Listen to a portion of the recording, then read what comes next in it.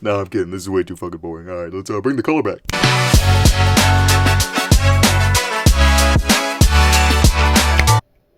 That looked like shit, didn't it? It's been a while. This is orange juice, by the way.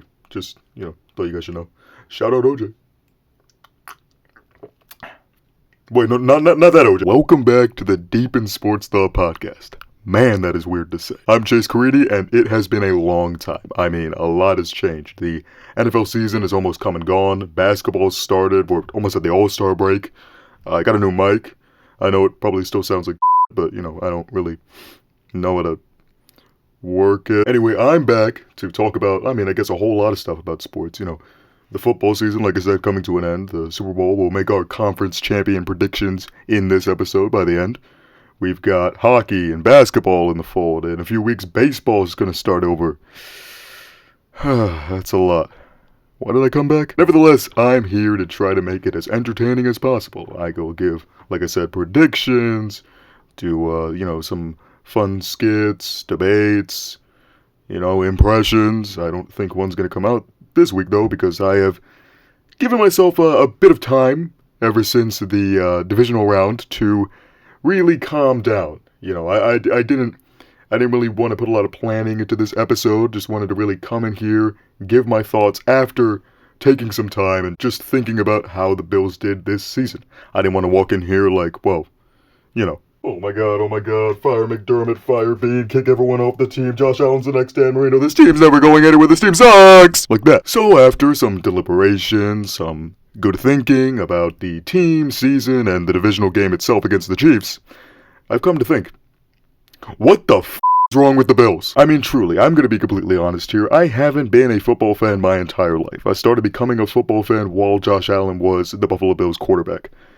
It was still at a bad time when they were still not playing good, but, I saw some success. They made the playoffs. They played the Houston Texans in a game that, really made it hard to love the Houston Texans, but we'll get to them another day. Even still, from that time on to now, all I've seen as a Bills fan is about the same amount of pain that Bills fans have felt their entire lives. I'm honestly grateful that I haven't seen, the years of high draft picks and, draft busts, poor free agency signings, poor coaches and their decisions.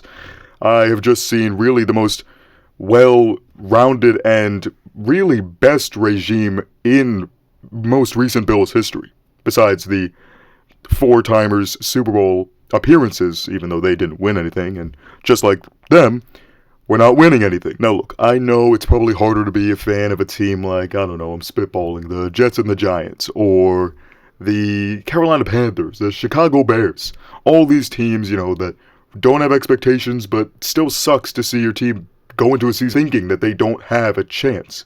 That really would, not be fun at all. And I'm glad that the Buffalo Bills in these past years have been at least a team that you could look forward to and really think that they can do something. But it was especially after this season that, oh my goodness, it hurt to watch. I mean, this looked like a team of destiny. This team made the divisional round, won the AFC East after terrible loss after loss, again and again and again and again and again and again and again. Yeah, I know I wasn't alive for that last one. You. But still, just from this season alone, there was so much media scrutiny, so many rumors about how the team was really working inside their culture, the players being against McDermott, for McDermott, people being against Stephon Diggs, for Stephon Diggs. I mean, that's how we went into this season. That's how we ended this season. It really, really was just a lot of a roller coaster to see, both online and throughout the games. And nevertheless, they still stood tall at the end of the regular season. They were able to go into Miami, a team that had led the division for a very long amount of time, and take it back. Granted, it wasn't a perfect game by anyone on that team, but the Buffalo Bills went into that game in Miami, injured to hell and back, and they still were able to win with the help of so many players who shouldn't have been in those situations.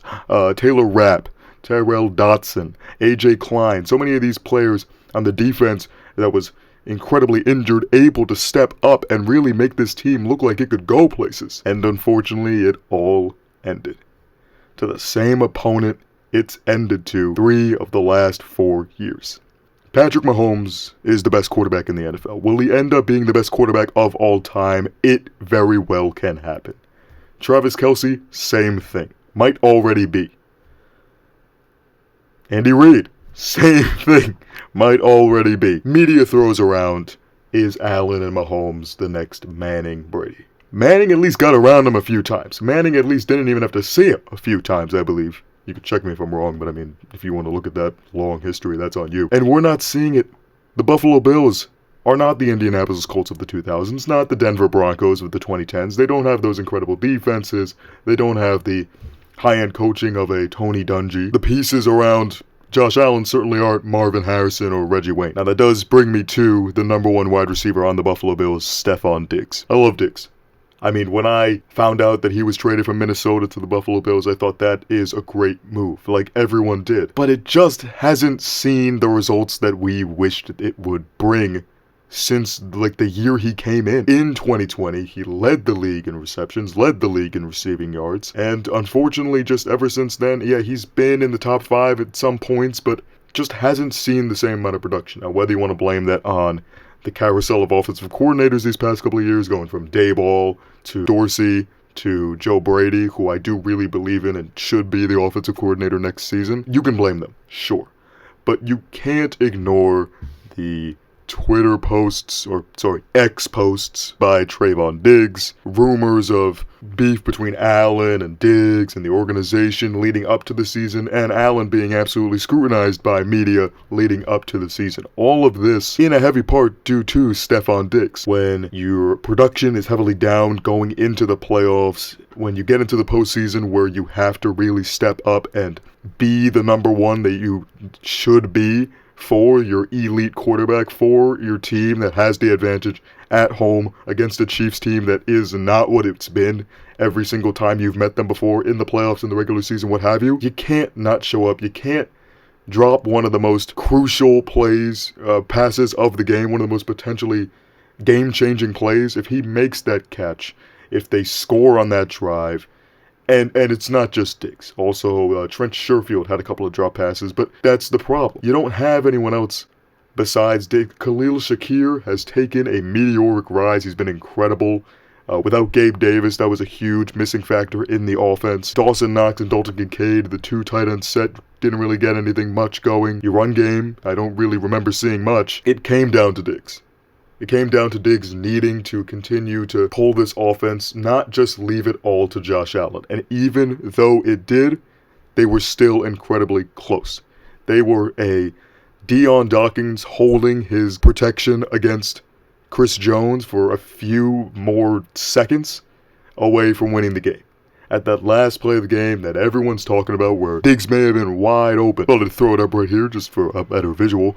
It's really not that great, but if you can see, you see Diggs up in the middle of the field closest to Allen, and he is going to be wide open, and that is probably a first down. Allen goes for the home run ball, tries to connect to Shakir. He'll try to get right in the end zone, in the middle of the two Bills L's. And, you see Shakir, obviously, he's not open yet, but Allen is getting ready to throw right there. And, of course, you could see, as I was speaking about, Deion Dawkins right about trying to keep Chris Jones from getting to his quarterback, but of course, Jones's impact is immaculate, one of the best defensive players in the league, and is able to get Dawkins to just shift Allen enough for the pass not to be completed down deep to Shakir. That's just poor, unfortunate events. There's no reason that Allen shouldn't be going for the touchdown when he feels that it is going to be wide open. Of course, it didn't connect, just like in the Philadelphia Eagles game, when he didn't connect with Gabe Davis in the end zone because of a miscommunication trying to break out of a route. It's just, hey, you know what? We'd be praising those two if they made the connection. So it's really just another set of unfortunate events. It's really another set of this team seemingly being cursed. Unfortunately, that's all you can really do. And of course, we get to the end of the game where Tyler Bass would miss the potential game tying kick. And listen, it was painful to watch. It was painful to look back the next couple of days and see the anguish on all of his teammates' faces, on Bass's face himself. Frankly, if that kick is made, I'm pretty sure they still lose. I mean, they've lost against that team with 13 seconds left. How about a minute or so? So, better draft pick? I mean, it's still like in the late 20s, but it's a better draft pick than if they went any further. I think further down the road, as we get closer to those points in time, I'll break down further who I want to see them pick up, who I want to see maybe get a better production load on the team, who I want starting over who. Maybe I'll do some predictions for, who I think the official roster is going to be, who I think are going to be the 1, 2, 3 receivers, tight ends, running backs, what have you. But of course, we're going to have to see all of those new changes come in. So, for now, I think we're finally done talking about the Buffalo Bills. God, I hate football. Hey, at least the Knicks won tonight. Well, tomorrow. This will probably be posted on Friday. Flannel Friday.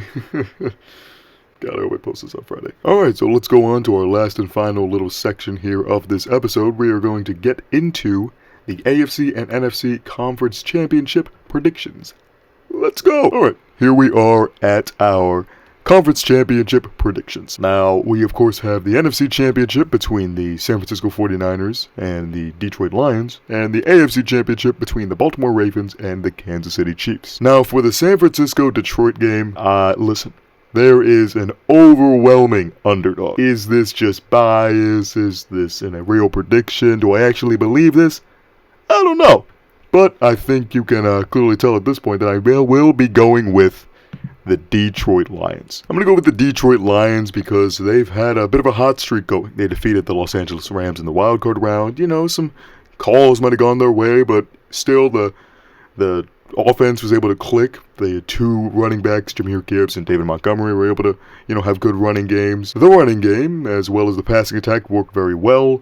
Amon-Ra St. Brown, Khalif Raymond, Josh Reynolds, on top of tight end Sam Laporta and his return, were able to play a really good game against the Rams, and then played the Tampa Bay Buccaneers, where the defense was able to really clutch up. When the game got tough, really got nitty-gritty, they were able to intercept Baker Mayfield on one of the final plays of the game, and were able to ensure a spot in the conference championship. Then you take a look at the 49ers.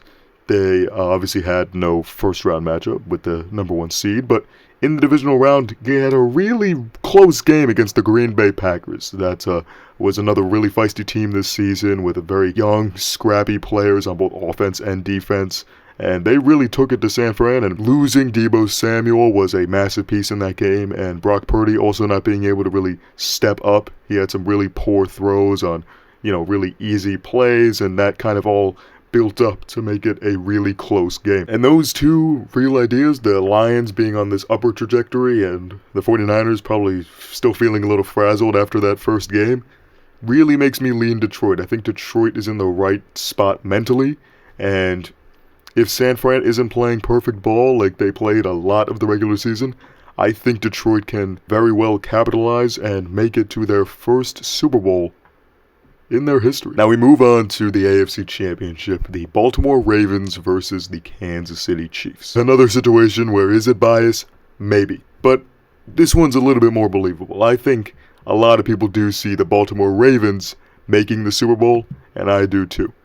The Baltimore Ravens have been playing great football throughout the season, really. They've had their, downturns. They had a game where they dropped 3 touchdowns against the Pittsburgh Steelers. As the season's gone on, we've seen the development of an Odell Beckham Jr. into the system, Zay Flowers as a rookie, Rashad Bateman, and the returning Mark Andrews potentially be a huge factor. On top of that, they have a great defense, and the man who is playing like arguably the best quarterback in the league right now, Lamar Jackson. Lamar Jackson undoubtedly deserves his second NFL MVP in his very young career. On top of that, might have his first Super Bowl championship. Now, to quickly talk about the Chiefs, who can very well win this game because they, of course, have just played great in the playoffs. Patrick Mahomes can do, his magical play style, and Travis Kelce can run over defenders. All of this is possible. The Chiefs can very well still make the Super Bowl, and I am fully ready for that potentially unfortunate situation, but I still believe that the defense is going to give them some tough looks, the defense from Baltimore, which made many quarterbacks struggle. The momentum, the crowd you saw and heard in the divisional round in Baltimore against Houston, it really stuck out. And granted, the Texans are a very young team and, are going to make some mistakes, false starts, and whatnot in general, but that crowd really does have a say. And Patrick Mahomes and the Chiefs may have survived the Bills Mafia, but who knows if they're going to be able to survive the very, very rowdy Ravens fans down in Baltimore. Frankly, I think both games are going to be very good, and I think the Super Bowl result, no matter what, is going to be entertaining. Right now, I'm feeling that the Detroit Lions and the Baltimore Ravens are your NFC and AFC champions. Alright, I think that is going to do it for this week's episode. I know it was really a lot of different little bits. It wasn't a lot of, different characters, whatnot. But, I just thought I'd come back on here and really just ease into this podcast once again and talk about, one of the hottest conversations right now that my team is dog. But nevertheless, I am going to be back next week, fingers crossed, with new content and hopefully make it more fun, talk about some more stuff. I've got to get into the Knicks, Rangers, eventually what the Mets and Yankees are going to be. But that's really all I have to say for now. I'm Chase Caridi, and this has been the Deep in Sports Thought Podcast.